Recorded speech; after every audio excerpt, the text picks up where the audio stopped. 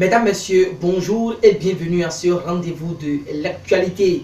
D'ici quelques jours, cela fera 30 ans que les Béninois ont vaincu la fatalité en organisant les conférences des forces vives de la nation du 18 au 27 septembre 1990 à l'hôtel PLM à Lidio à Cotonou.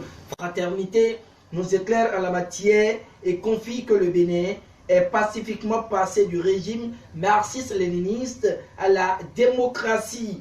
Si à l'époque les mérites reviennent aux dirigeants et aux opposants, Fraternité pense qu'aujourd'hui il est d'une importance capitale de raviver les flammes de cette unité et de cette solidarité qui ont permis aux Béninois de sortir des sentiers battus.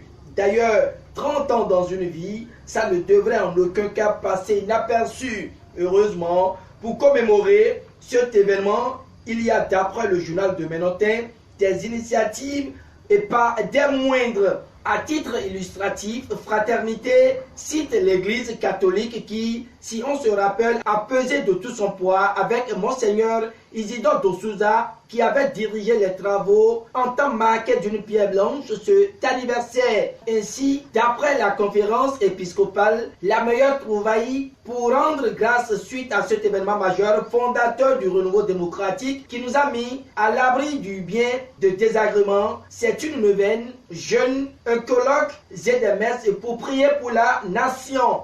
Voilà pourquoi Fraternité écrit que l'Église catholique montre la voie à suivre en attendant d'aborder l'actualité afférente à la mise en service de le service impôt où la déclaration des impôts dématérialisée est à lire en manchette du quotidien Le Matinal. La qualité de la démocratie béninoise est saluée selon la nation par la coopération interparlementaire francophone venue évaluer les avancées démocratiques et surtout parlementaires après les élections de 2019 au Bénin, conduite par son président Amadou Soumaoro.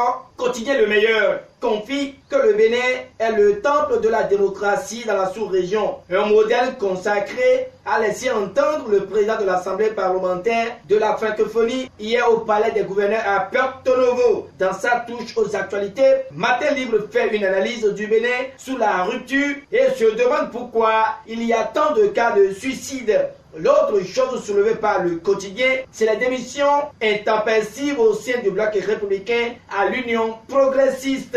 Talon doit se méfier des opportunistes comme Geoffroy Kassou, révèle Matin Libre. Avec Quotidien Le Meilleur, c'est le mauvais positionnement des candidats aux élections municipales et communales dans la 18e circonscription électorale qui pointe à l'horizon. À en croire le confrère, les militants Union progressiste de l'arrondissement de Kudo dénoncent un assassinat politique en gestation et réclament leur fils Meyipa comme tête de liste et appellent le président Patrice Talon à corriger l'injustice.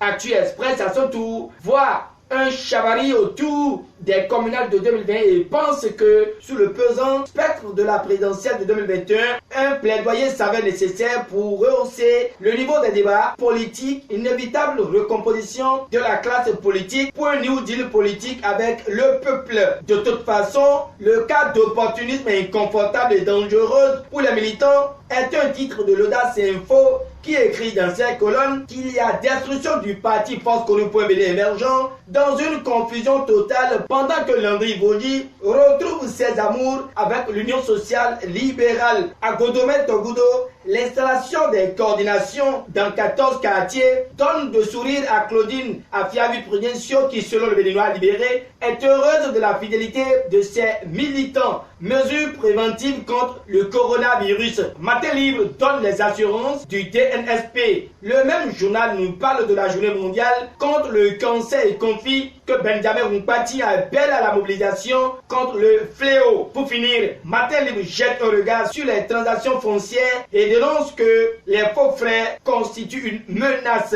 Avec le confrère de la matinée, c'est la signature de la convention sur le football des jeunes et féminins qui pointe pour le canard. Infantino et Talon posent un acte de haute portée pour l'avenir du football béninois. La FIFA et la Fédération béninoise de football, désormais unie pour booster le football béninois, ajoute le confrère de la matinée. Mesdames, Messieurs, c'est déjà la fin de cette revue de presse que je vous remercie d'avoir suivi.